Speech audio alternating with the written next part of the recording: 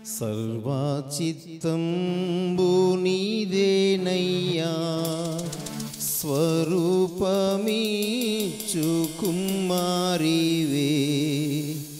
సర్వచిత్తంబు నీదేనయ్యా, స్వరూపమిచ్చు కుమారివే. సారే పైనున్న మంటినయ్యా, సరి అయిన పాత్రం చేయుమయ్యా. సర్వేశ్వరానే రిక్తుండను, సర్వదా నిన్ని సేవింతును. సర్వేశ్వరానే రిక్తుండను, సర్వదా నిన్ని సేవింతును. సర్వచిత్తంబు నీదేనయ్యా, స్వరూపమిచ్చు కుమారివే. సర్వచిత్తంబు నీదేనయ్యా, స్వరూపమిచ్చు కుమారివే.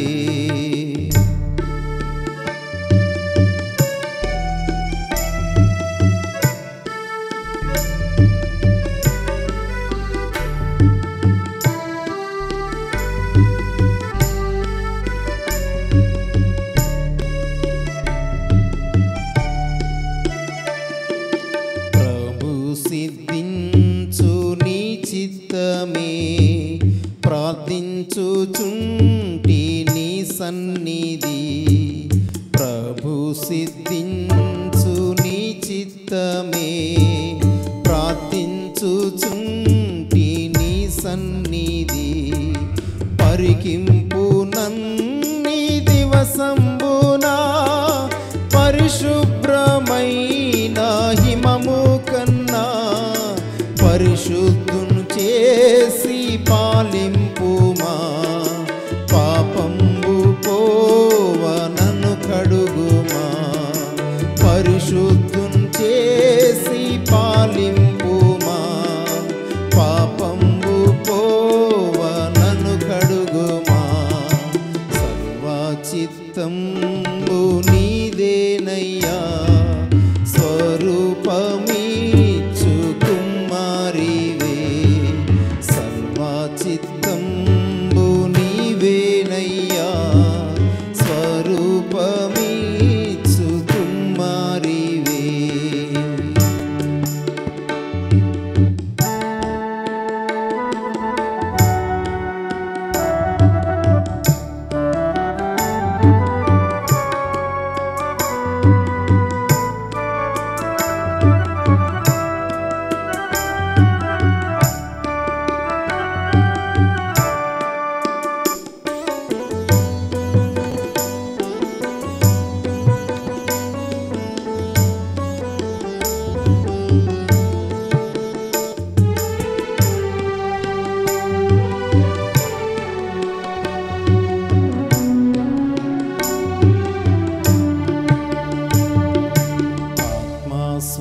స్వరూపని చిత్తమే, అనిశంబు చెల్లు ఇహ పరమునా.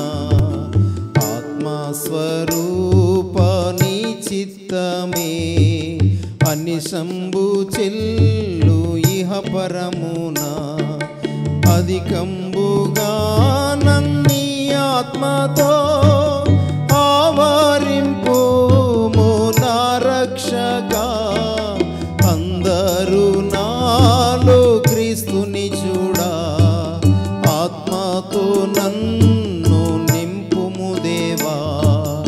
అందరూ నాలో క్రీస్తుని చూడా, ఆత్మతో నన్ను నింపుము దేవా. సర్వచిత్తంబు నీదేనయ్యా, స్వరూపమిచ్చు కుమారివే. సర్వచిత్తంబు నీదేనయ్యా, స్వరూపమిచ్చు కుమారివే. సారే పైనున్న మంటినయ్యా, సరి అయిన పాత్రం చేయుమయ్యా.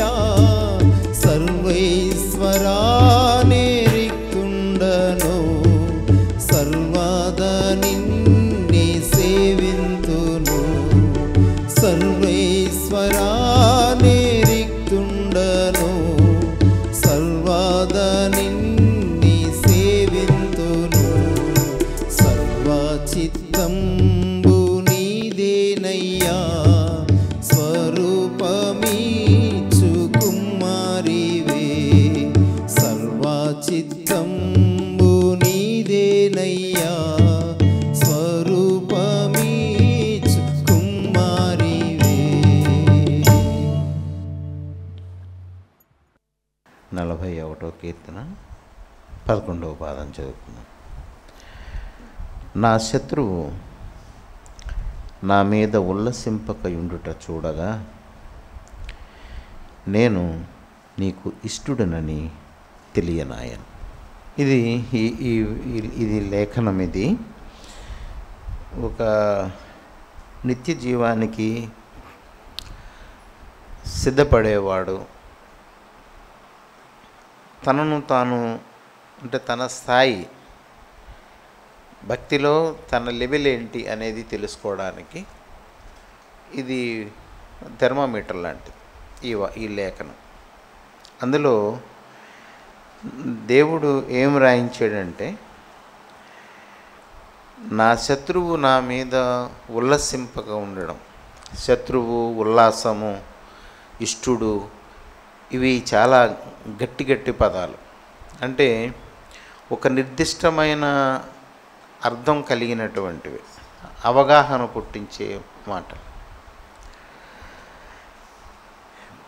ఇది ఏమంటాం, జీవితంలో ఆఖరి తూకం ఈ లేఖనం.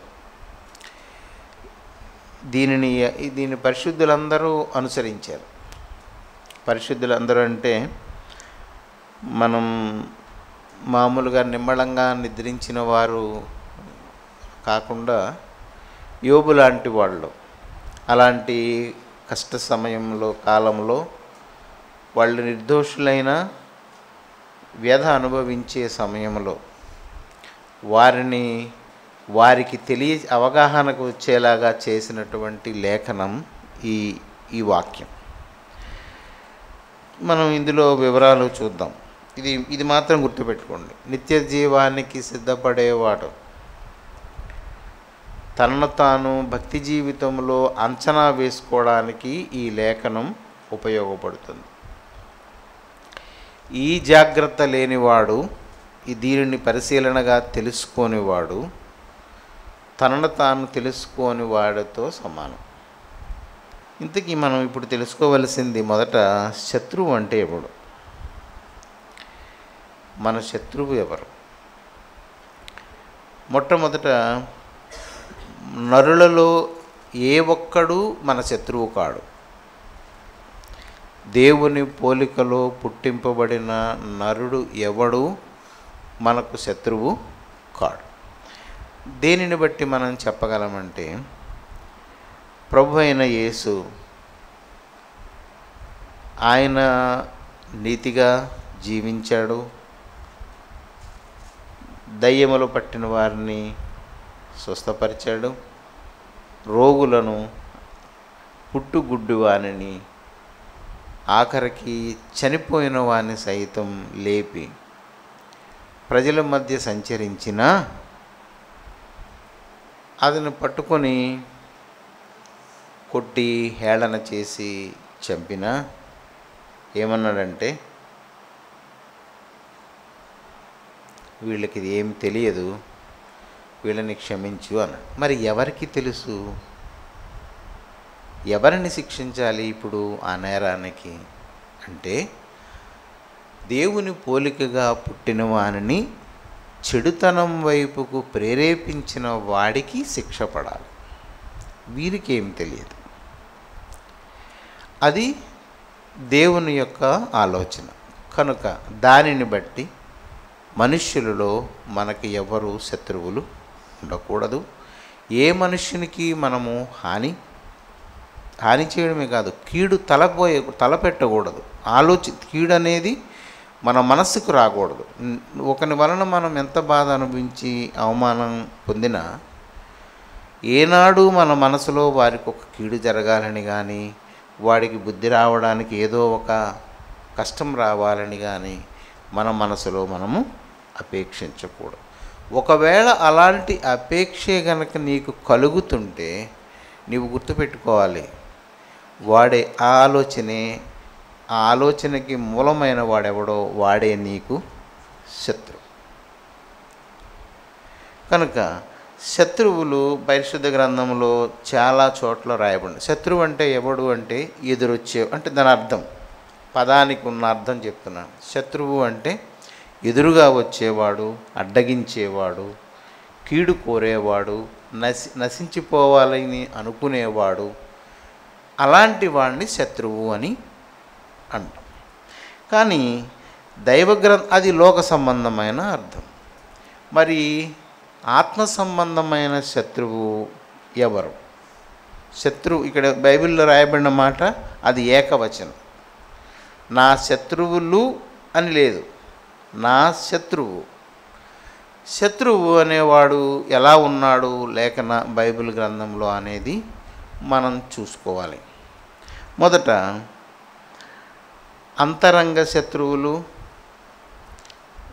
శరీర బాహ్య అంతరంగ శత్రువులు అనగానే ఎప్పుడైనా చిన్నవాడు అన్నామంటే పెద్దోడు ఒకడు ఉన్నట్లు లెక్క, అంతేనా? అవునా కదా? పెద్దోడు అంటే చిన్నోడు ఉన్నట్లు లెక్క.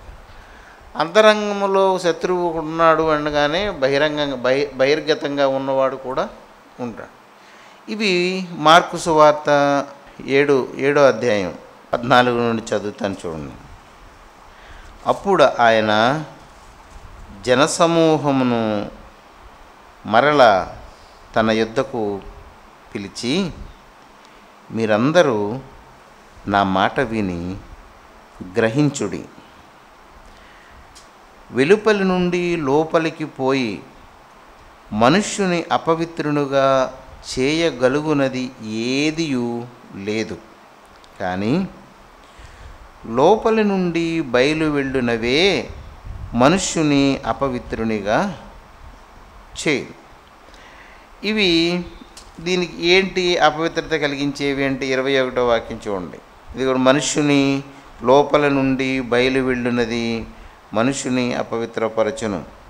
లోపల నుండి అనగా మనుష్యుల హృదయములో నుండి దురాలోచనలను, జారత్వములను, దొంగతనములను, నరహత్యలను, వ్యభిచారములను, లోభములను, చెడుతనములను, కృత్రిమమును, కామవికారమును, మత్సరమును, దేవదూషణయు, అహంభావమును, అవివేకమును వచ్చును. ఈ చెడ్డవన్నీయు లోపల నుండియే బయలు వెళ్ళి మనుషుని అపవిత్రపరుస్తాయి అని అక్కడ మనం తెలుసుకున్నాం. లోపల నుండి వచ్చి మనుషుని అపవిత్రం చేస్తాయి. మరి ఇదే మాట గలతీయులకు రాసిన పత్రిక 5వ అధ్యాయంలో ఏ మాటలు ఉన్నాయి? 19వ వచనం అనుకుంటా. శరీర కార్యములు అని ఒక మాట ఉంది. జారత్వము, అపవిత్రత, కాముకత్వము, విగ్రహారాధన, ఇవి మనం ఈ లిస్ట్ అంతా చదివాం. శరీరము ద్వారా చేయబడిన ఈ కార్యములే ఎక్కడికి వెళ్ళాయి? ఇవన్నీ హృదయములోనికి వెళ్ళాయి. అవే మన చేత ఆ పనులను చేయిస్తాయి. లోపలి నుండి బయలు వెళ్ళునవేవో అవే మనలను అపవిత్రునిగా చేస్తాయి. అవే అంతర్గతంగా ఉండి మనల్ని నిరంతరము అపవిత్రులుగా ఉంచి నిత్యనాశనానికి మనల్ని తోలుకొని పోయేవి అని మనం తెలుసుకోవాలి. ఇవే వీటన్నిటికీ మూల పురుషుడు ఎవడు అంటే సాతాను. ఇదే కాకుండా మనకి యోహాను మొదటి పత్రికలో కూడా లోకములో ఉన్నదంతా 3 భాగాలు అని, ఈ విధంగా దుష్టుడు అంటే మన శత్రువు యొక్క గుణగణాలన్నీ ఏవేవి మనలో పుట్టిస్తాడో, మన హృదయంలో ఇవేటిని ఉండాలని వాడు అపేక్షిస్తాడో వాటి వలన మనం నశించిపోతాం గనక మనల్ని నశింపజేసేవాడే మనకు శత్రువు. మన మేలు కోరని వాడెవడో వాడు మనకు శత్రువు. ఇక్కడ దేవుడు దావీదు చేత రాయించినటువంటి కీర్తనలో ఏ మాట రాయించాడు? నా శత్రువు. అంటే ఇప్పుడు మనం శత్రువును గూర్చిన ఒక శిల్పం, అంటే ఒక పిక్చర్ మన దగ్గర ఉంది. నన్ను చెడగొట్టేవాడు, నన్ను ఎదగనివ్వనివాడు, నన్ను పాడు చేసేవాడే నా శత్రువు. వాడు దేహము ద్వారా జరిగిన క్రియల చేత నా హృదయంలో ఉండి అక్కడ నుండి తన పని చేయడానికి ఆ లక్షణాలు మన నాలో నుండి బయలు వెళ్తాయి. అవే నన్ను నశింపచేసేవి. వీటిని నాలో పుట్టించేవాడు నా శత్రువు. వాడు దుష్టుడు, దేవుని యొక్క విరోధి. వీడు నా శత్రువు. నా శత్రువు. ఇప్పుడు నేనేంటంటే నేను దేవునికి ఇష్టమైన వాడను అని నాకు ఎలా తెలుస్తుంది? అది ఇక్కడ దావీదు ద్వారా దేవుడు మనకు తెలియచేసిన సమాచారం. శత్రు స్వభావము మనకు తెలిసింది. ఆ శత్రువు నాలో ఏమి పుట్టించడం వలన నన్ను నశింపజేస్తాడో నాకు తెలిసింది. అయితే దేవునికి ఇష్టుడు అంటే ఎవడు? ఇష్టుడు అంటే ఇది తెలీదా? నాకు ఇష్టం అంటారు కదా. కానీ ఇష్టం వేరు, ఇష్టుడు వేరు.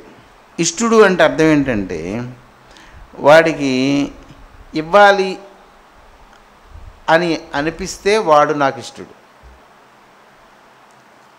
ఇప్పుడు నాకు ఇష్టమైన వ్యక్తి ఉన్నాడు అనుకోండి, తీసుకుందామన్న దానిని ఇష్టం అన్నారు. పుచ్చుకోవడం అనేది అసలు ప్రేమ అనే దాని మూల లక్షణం ఏంటంటే ఇవ్వడం. నువ్వంటే నాకు చాలా ప్రేమయ్యా అన్నావంటే వాడి దగ్గర ఏం తీసుకోడు, వాడికి ఏదైనా ఇవ్వాలనిపిస్తుంది, ఉన్నవాడైనా సరే. మనం ఈ లేఖనంలో ఏం చేస్తాం? ఇష్టుడు అంటే ప్రేమ అంటే అర్థం చెప్పుకున్నాం. ఇవ్వడమే ప్రేమ అంటే, ఇంకేముండదు, తీసుకోవడం ఉండదు. దానికి పెద్ద నిర్వచనం బైబిల్ గ్రంథంలో ఉంది. దేవుడు లోకమును ఎంతో ప్రేమించెను, కాగా తన అద్వితీయ కుమారుని ఏం చేశాడు? మనకు ఇచ్చాడు. అంటే ఏంటి? నేను చెప్పింది టాప్ మీనింగ్ అన్నమాట. దేవుడే లోకాన్ని ప్రేమించాడు కనుక ఎవరినైతే విడిచిపెట్టకూడదో అలాంటి తన కుమారుణ్ణి ఇచ్చేశాడు. అంటే ప్రేమ యొక్క లక్షణం ఏంటంటే జస్ట్ గివింగ్, తీసుకోవడం కాదు. ఇప్పుడు మీరు చూసుకోవడమే, నేను ప్రేమ కలిగిన వ్యక్తినా పిసినారి వ్యక్తినా అని చూసుకోవడమే. అలా ఇష్టుడు అంటే ఇవ్వాలి అనే కోరికను పుట్టించినవాడు ఇష్టుడు. ఇక దానికి ఉన్న ఏకైక అర్థం అది. ఆ వ్యక్తిని చూసిన వెంటనే ఇతనికి ఇవ్వాలి అనే కోరిక నాలో పుడితే అతను నాకు ఇష్టుడు. అర్థమవుతుందా? ఇవ్వాలి అనిపించాలి అంతే. ఇక్కడ ఏమంటున్నాడు? నేను నీకు ఇష్టుడనని నాకు తెలుస్తుంది. అంటే దేవునికి ఈ వ్యక్తిని చూసినమ్మటనే ఇష్టం పుట్టాలి. ఇష్టం అంటే ఏంటి? అంతమందిలో వీడిని గొప్ప చేయాలి, అంతమందిలో వాడికి ఇవ్వాలి అనిపించాలి దేవునికి. దేవుడు ఏమిస్తాడు? నరులకి ఇచ్చేది ఏంటి? ఒకే ఒకటి, నిత్య జీవము. దేవుడికి అనిపించాలి, ఆ వ్యక్తిని చూసిన వెంటనే ఇష్టమై వీడికి నిత్యరాజ్యం ఇవ్వాలి అనిపించాలి. అదే ఈ భక్తుడు మనకు ఒక తూకం తెలియజేస్తున్నాడు. నేను నీకు ఇష్టుడనని నాకు తెలుస్తుంది. ఎప్పుడు అంటే నా శత్రువు నా మీద ఉల్లసింపకూడదు. ఉల్లాసము అనేది సంతోషంలో కలిగిన సంతోషాన్ని ఇక ఎప్పుడూ మసకబారనివ్వనిది ఉల్లాసం. ఇప్పుడు ఉదాహరణకు ఒక మ్యాచ్ అయిందనుకోండి, ఫుట్బాల్ మ్యాచ్, వాలీబాల్ మ్యాచ్ ఏదైనా అయిందనుకోండి, ఫైనల్స్లో కనుక వాడు గెలిస్తే వాడు ప్రదర్శించే అట్టహాసాన్ని ఉల్లాసం అంటాం. ఎందుకని? ఒకసారి గెలిచిన తర్వాత ఫైనల్స్లో ఇంకా వాడు ఓడిపోవడం అనేది ఉండదు, వాడు సంతోషము తగ్గదు, వాడు ఉత్సాహంగానే ఉంటాడు. ఇంకా దానిని ఉల్లాసము అంటాం. ఇప్పుడు శత్రువుకి ఎప్పుడు ఉల్లాసం కలుగుతుంది? ఆఖరిలో మనల్ని గెలిచినప్పుడు. ఆఖరులు అంటే ఇప్పుడు ఒక మనిషిని దుష్టుడు ఎప్పుడు గెలుస్తాడు? మనం బ్రతికున్నంత కాలం వాడు గెలిచినట్టు కాదు. వాడి గెలుపు ఎప్పుడు వస్తుంది? నా చావు దగ్గర వస్తుంది. మరణించే రోజు వరకు గనక ఇందాల మనం చెప్పుకున్నటువంటి అంతర్గత శత్రువులు, లేదా శరీర కార్యాలు, లేదు అంటే లోకమిచ్చే ఈ ఆశలు, ఇవన్నీ గనక ఆ శత్రువు లక్షణాలు నా దగ్గర కలిగి ఉండి నేను చనిపోతే వాడు గెలుస్తాడు. ఫైనల్స్లో వాడు ఉల్లసిస్తాడు. ఉల్లాసం అంటే కరిగిపోని ఆనందం అంతే. యుద్ధంలో గెలిచిన, ఒక ఆటలో గెలిచిన అంటే ఫైనల్స్ గెలవాలి, అంతేగాని ఏదో సెమీఫైనల్స్, క్వార్టర్ ఫైనల్స్ అది కాదు. ఆఖరి విజయం కలిగించేది ఉల్లాసం. మరణము గనక శత్రు సంబంధమైన లక్షణాలతో ముగిసిపోతే శత్రువు ఉల్లసిస్తాడు.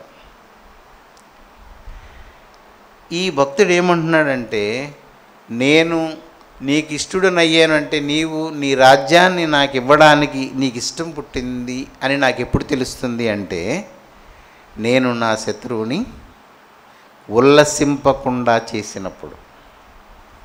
అందుకని ఏమన్నది అక్కడ? ఉల్లసింపలేదు వాడు అంటే ఏంటి? ఇందాల చెప్పుకున్నటువంటి దుష్ట సంబంధమైన లక్షణాలు ఏవి ఒకదాన్ని నీవు చంపేశావు. కొలసీల్లో కూడా ఉంటుంది, ఈ మనకున్నటువంటి భూమి మీద మన అవయవములు అని ఒక 5 లక్షణాలు, అనగా జారత్వము, అపవిత్రత, దురాశ, ధనాపేక్ష. ఈ ఐదు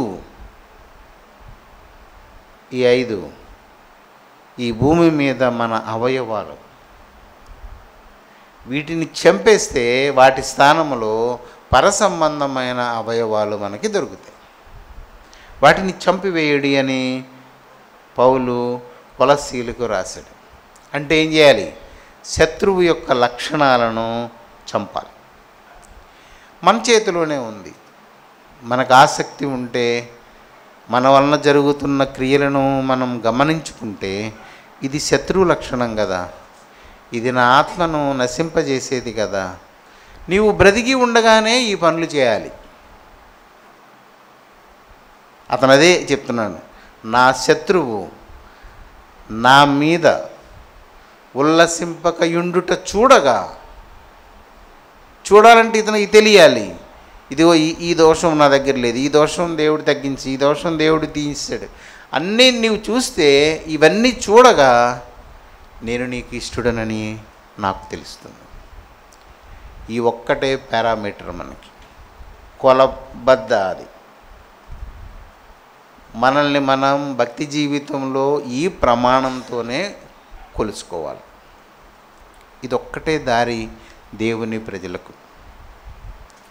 ఇది జీవితంలో ఎన్నడూ మనం మర్చిపోకూడదు. మనకు కలిగింది మనం అనుభవిస్తాం, తింటాం, తిరుగుతాం, పనులు చేసుకుంటాం. కానీ మరణం అనేది నాకు ఒకటి ఉంది, అది ఎప్పుడు వస్తుందో నాకు తెలియదు. దానిని నేను దాటేటప్పటికీ ఈ శత్రువు నా మీద ఆధిపత్యం చేయకూడదు. దీనిని ఎవడు మరిచిపోతాడో వాడు పశుప్రాయుడై నశించిపోతాడు. ఇంక ఏమీ త్యాగాలు ఏం చేయక్కర్లేదు. నీ మట్టుకు నీవు దీనిని అభ్యాసము చేసి తీరవలసిందే. అందుకే ఆ వాక్యం చాలా ఖండితంగా ఉంటుంది. నా శత్రువు నా మీద ఉల్లసింపక ఉండుట చూడగా నేను నీకు ఇష్టుడనని తెలియనాయను. అంతే. అదే దేవునితో చెప్తున్నాడు. నేను నీకు ఇష్టుడని నాకు ఎప్పుడు తెలుస్తుంది అంటే, నా శత్రువు నా విషయంలో సంతోషింపకూడదు, చావు వరకు ఏ పాపము నీతో రాకూడదు. చావు అనేది ఆయుష్ నిర్ణయింపబడింది ఎక్కడా అనేది ఎవరికీ తెలియదు. కనుక దేవుని వేడుకోవాలి మనం. ఏమని? అదే మనకెప్పుడు కూడా సామెతల్లో ఆ 30వ అధ్యాయంలో రాసి ఉంటుంది, దేవా నేను నీ యొద్ద 2 మనవులు చేసుకొనుచున్నాను. మనవి ఆ మాట, 2 మనవులు చేసుకొనుచున్నాను. నేను చనిపోక ముందు అవి నాకు ఇవ్వు. ఎందుకని? అవి చనిపోకముందు చూసుకుంటేనే, గెలిస్తేనే వాడు నిత్య జీవానికి అర్హుడవుతాడు. చనిపోయే వరకు నువ్వు కుస్తీ పడతా కూర్చుంటే వాడు గెలిచినట్టే లెక్క.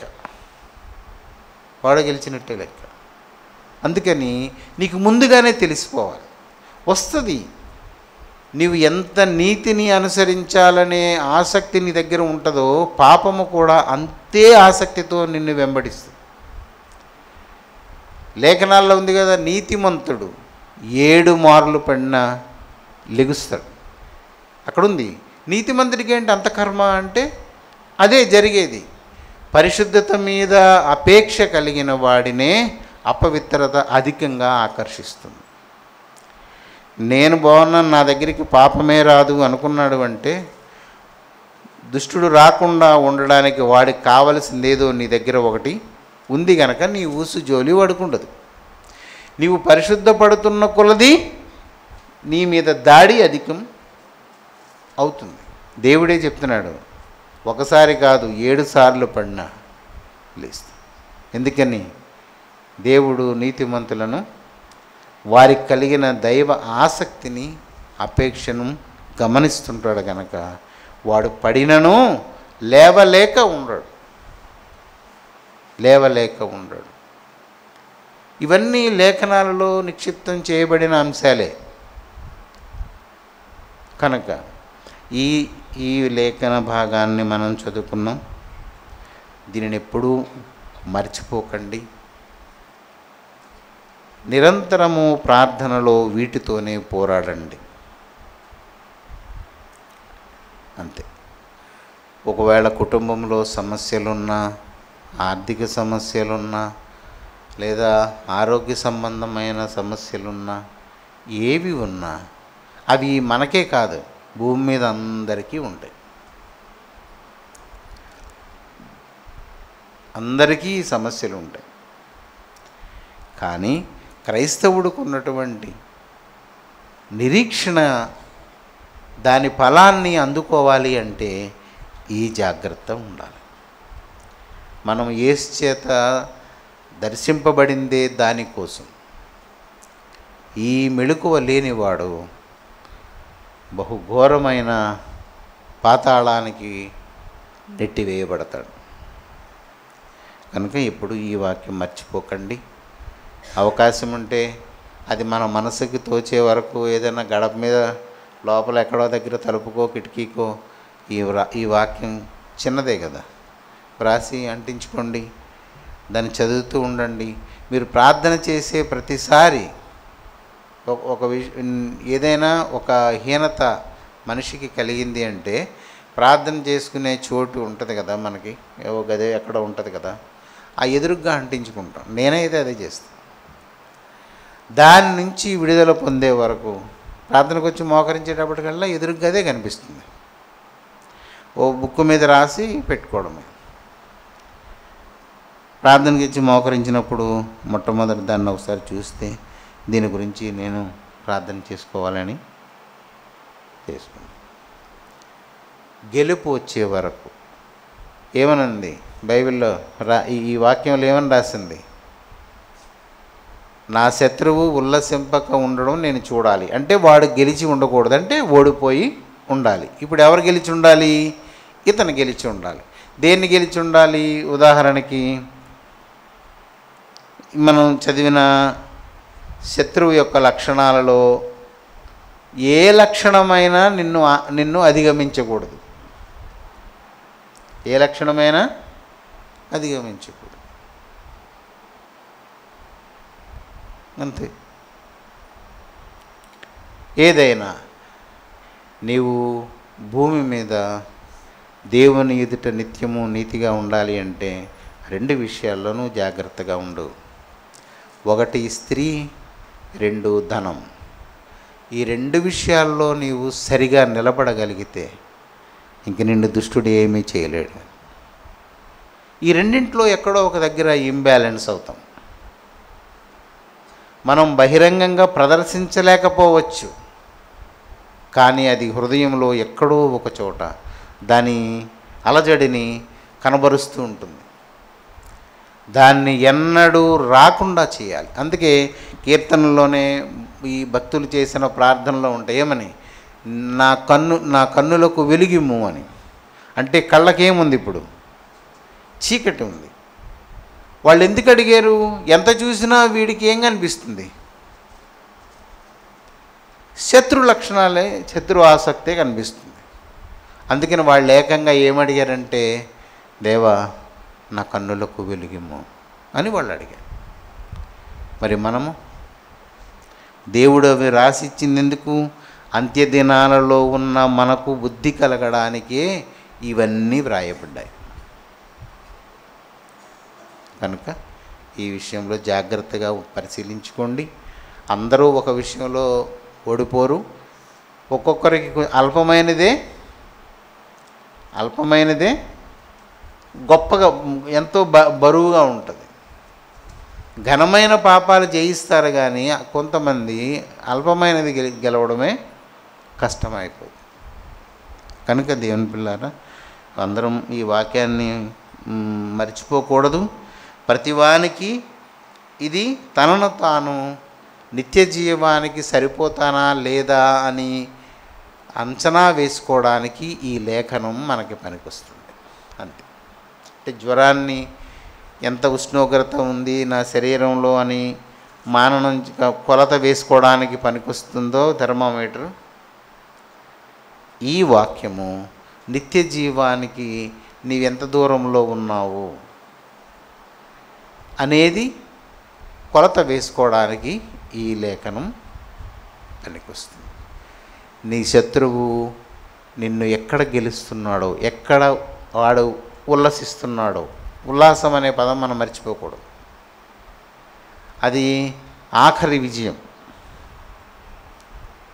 అందుకే నేడు మనం చదివిన ఈ వాక్యం మనకేం తెలియజేస్తుంది అంటే, నిత్య జీవానికి వెళ్ళడానికి నీ స్థాయిని నీవు అంచనా వేసుకోవడానికి ఈ లేఖనం నీకు ఉపకరిస్తుంది. నా శత్రువు నా మీద ఉల్లసింపక ఉండడం నేను చూసే చనిపోవాలి, అంతే. ఏ విషయంలోనూ శత్రువు నా విషయంలో ఆనందించకూడదు, సంతోషపడకూడదు. భక్తి జీవితమా, నరుల విషయంలోనా, స్నేహం విషయంలోనా, సంఘ విషయంలోనా, పేదల విషయంలోనా, పాపుల విషయంలోనా, సహోదర ప్రేమ విషయంలోనా ఏది వెతుక్కున్నా వాడు గెలవకూడదు, సంతోషపడకూడదు. పోన్లే ఈ 99 అయిపోయి ఈ ఒక్క విషయం దగ్గర వీడు నా మాట విన్నాడు అని అంటే అక్కడ మనం ఓడిపోతాం. చదువుదామా ఈ వాక్యం అందరం గట్టిగా ఒకసారి. నా శత్రువు నా మీద ఉల్లసింపకయుండుట చూడగా నేను నీకు ఇష్టుడనని తెలియనాయను. మనం మరణించకముందే, మన దినాలు పూర్తి కాకముందే ఈ సంఘటన మనము చూడాలి, చూసి చనిపోవాలి. ప్రతి విషయంలోనూ దుష్టుని నేను గెలిచాను, వాడు నన్ను గెలవలేదు అని నేను చూసి చనిపోవాలి. అలాంటి కృప దేవుడు మనకు అనుగ్రహించునుగాక. ప్రార్థన చేసుకుందాం. దయగలిగిన మా దేవా, మా ఎడల ఆశ కలిగి మమ్మను విడువక వెంబడించుచున్న మా ప్రభువా, నీకు స్తోత్రములు. అల్పులమైన మాకు ఘనమైన నీ సమాచారం నిచ్చుట చేత నీ ప్రేమను మా ఎడల కనబరుచుచున్నావు. మేము నీకు రుణస్థులము నాయన. దీనిని అల్పముగా ఎంచక మా హృదయంలో జాగ్రత్త చేసుకొని నిత్యము నీ ఎదుట మేము మోకరించి నిన్ను ఘనపరచునట్లు మెళకువతనమును పుట్టించి మమ్మలను ఆశీర్వదించు. భక్తి జీవితంలో మా పొలిమేరలను విస్తరింపచేసి మా పరిశుద్ధత స్థాయిని పెంచి పరిపూర్ణను చేసి నీ రాజ్యం కొరకు సిద్ధపరచమని, దుష్టుని నుండి తప్పించమని, ప్రార్థనకు రాలేకపోయిన వారిని, రాకపోయిన వారిని క్షమించి ప్రభువా, నీ రాజ్యములో వారిని మెళకువగల వారినిగా చేయమని యేసు నామమున అడుగుచున్నాం తండ్రి.